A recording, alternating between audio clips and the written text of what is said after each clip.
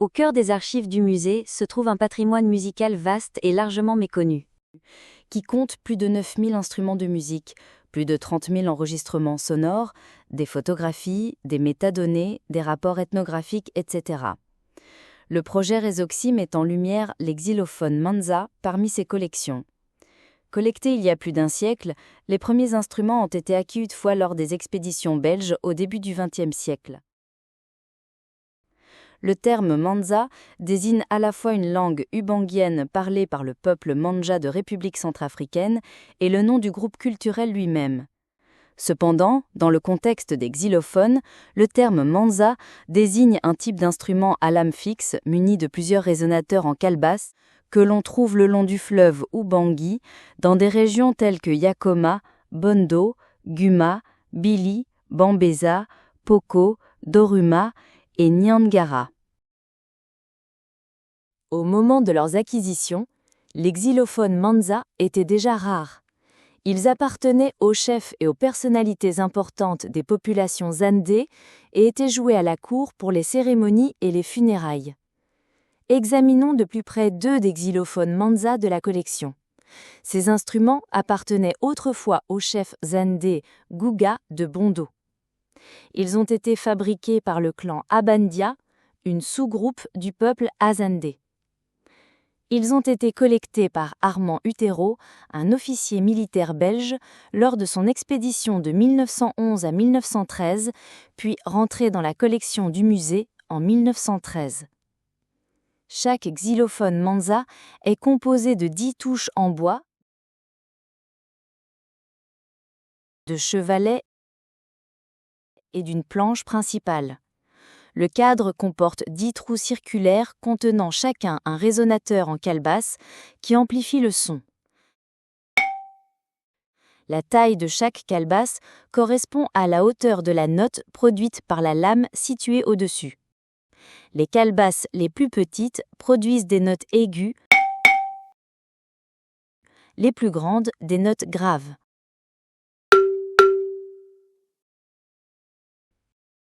Ces résonateurs sont fixés à l'aide d'adhésifs naturels, comme de la résine ou du caoutchouc, puis stabilisés à l'aide de petits bâtons en paille ou en herbe séchée. Les lames sont façonnées aux 2 extrémités afin de pouvoir modifier le roteur. Elles sont solidement fixées à la planche principale à l'aide de chevalets et d'une longue corde. L'instrument est par ailleurs soutenu par un arc en bois arrondi qui peut être positionné de différentes manières entre les pieds afin de le stabiliser et de permettre aux musiciens d'adopter une posture de jeu confortable. Une longue sangle entoure les bras du musicien pour maintenir l'instrument en position inclinée face au corps.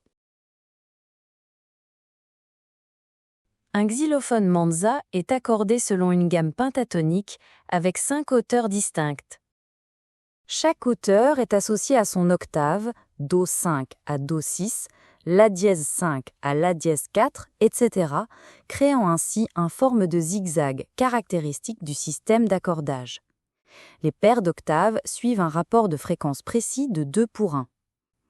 Les 2 xylophones de la collection ont des accordages similaires, l'instrument 14308 étant accordé une octave plus haute que le 14306 pour les couples de notes Do et Do dièse. Pour jouer de cet instrument, le musicien tient 2 maillotches dans chaque main et frappe simultanément les paires d'octaves.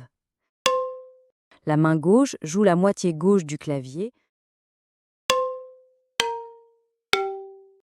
tandis que la main droite joue la moitié droite.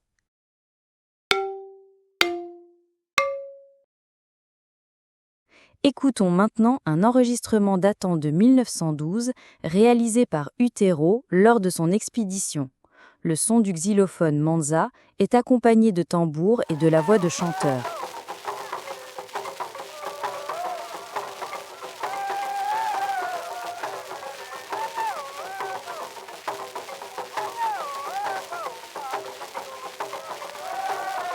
Pour en savoir plus, rendez-vous sur le site web du projet Resoxy. Découvrez les claviers interactifs d'instruments virtualisés, téléchargez des échantillons sonores pour vos propres créations musicales et contribuez ainsi au regain de ce patrimoine musical.